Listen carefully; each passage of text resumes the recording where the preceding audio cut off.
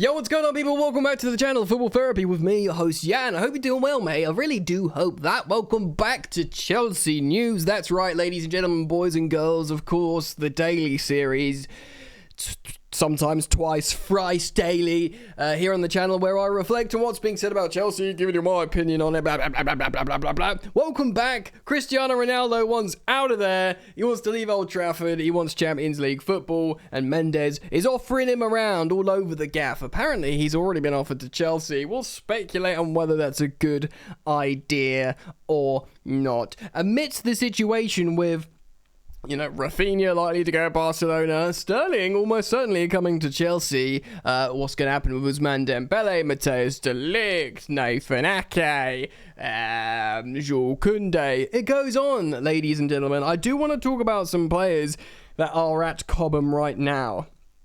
Possibly even as we speak. No, they've probably gone home by now. They're returning certain players. And no, I'm not talking about Malang Sarr and Ross Barkley, who have been snapped up in at Cobham and pre-season training. Really, the kind of photos that get the juices flowing for the upcoming season. No, not Barkley or Malang Sarr, with the greatest respect to both of them. But there are players like Callum Hudson-Odoi and Ruben Loftus-Cheek who've been back training, and of course Ben Chilwell has returned. How different things can be. We can look forward to starting wingbacks of Reece James and Ben Chilwell in going into the upcoming campaign. Genuinely, literally is a profound game changer, ladies and gentlemen. This is even before we get the signings through the door. And by the way, don't freak out, signings are coming. We've got reputable journalists, people of like Matt Law, etc., talking about how there's going to be up to 6 signings. Guys, settle in. Thank you for everyone who's dropped a like and commented. I really do appreciate all the support I've been getting from you guys lately here on the channel. It means a lot. I feel the love, and etc. Do consider subscribing. You're welcome to, of course. And hit the bell if you do decide to subscribe. Before we talk about going forward with players at Cobham and stuff like that, of course, Cristiano Ronaldo does want to leave Manchester United. Let's read what Fabrizio Romano has reported. Of course, Duncan Castles originally reported on this, and apparently he's the kind of guy who is likely to be briefed on this from big Cristiano Ronaldo's people, CR7, Ronnie, whatever else you want to call him. You might call him the GOAT, though sorry to say, he's not my GOAT, ladies and gentlemen. At Fabrizio Romano saying, Cristiano Ronaldo has told Manchester United he wants to leave this summer, as he wants to see more ambition. Man United still hopeful of keeping him. They want to keep him, but aware of his decision. Cristiano has no agreement with any other club. Mendes has explored options for weeks and will continue. Of course, Jorge Mendes, his agent, has offered Cristiano Ronaldo to certain clubs, Chelsea being one of them, with Todd Boehly, when he had that meeting with Todd Boehly. Is he in Portugal or somewhere?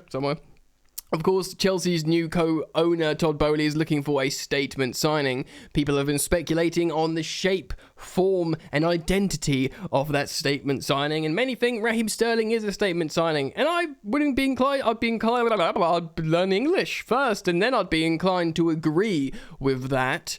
Sterling is a very high-profile player, 45 plus 10 million add-ons, good deal, understandable deal, and to be honest, rather than a statement signing, I'd rather he be the statement signing in terms of caliber, and then, well, to be honest, you could argue Matthias de Ligt is a statement signing as well. I'd rather a few of those rather than, paying Cristiano Ronaldo $500,000 a week at Chelsea. Now, let's speculate on this, because going around social media, there's been a divide of this speculation of, oh my god, why would you not want Cristiano Ronaldo, this, that, and the other? He scores goals. Agreed, he does, and he probably would score goals at Chelsea. And he almost certainly, if Lukaku finished our top goal scorer with his incompatibility last season, certainly Ronaldo would.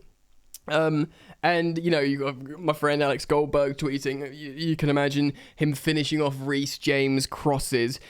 Hot dog, he would. But look at what happened with Manchester United. They went from second, and from second, which fair enough, they weren't in a title race. They signed Ronaldo, the aforementioned or the currently mentioned, Jadon Sancho, amazing talent, highly touted as one of the best in Europe at the time. Rafael Varane and Alex Telles.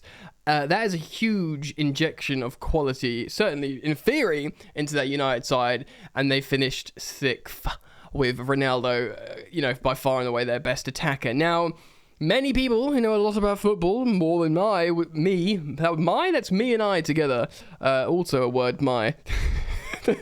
Anyway, what I'm saying is, yes, he'll score goals, but he'll score goals for himself, and he'll prioritise those individual stats. And I do believe that's true to a good degree. Yes, he wants to challenge and win and be in a good team, hence wanting to leave Manchester United and putting in this transfer request. But he'll be more interested in him scoring goals than perhaps playing to the tactical system where he has to exert energy for the team. Cristiano Ronaldo exerts energy for himself.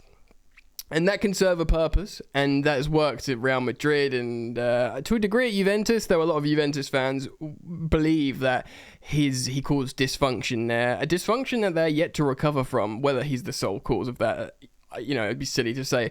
But there is an air of perhaps Ronaldo, though he will score goals, isn't going to help the system. And after what happened with Romelu Lukaku at Chelsea, it makes you think, look, it will be funny, don't get me wrong. If Cristiano Ronaldo rocks up at Chelsea, as we can all do in football sometimes, I'll put my serious hat aside and I will laugh at United fans, my mates that support Man United, although some of them actually think he should leave.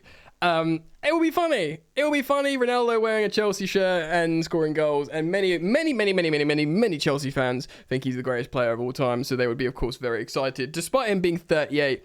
Look, it's fine having a 38-year-old Thiago Silva playing in defence, playing in the middle of a back three in defence where he's got cover and he has to do less running.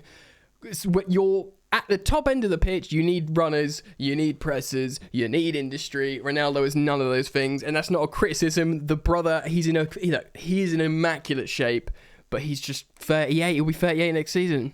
You think about that. That's very old. There's some 18-year-old strikers, forwards playing in the Prem. He's 20 years older than them. That is insane. It's not insane. It's impressive, but it's not for me. Look, let's talk about some Chelsea players that we have. Of course, we're all delighted to see the pre-season training pictures today.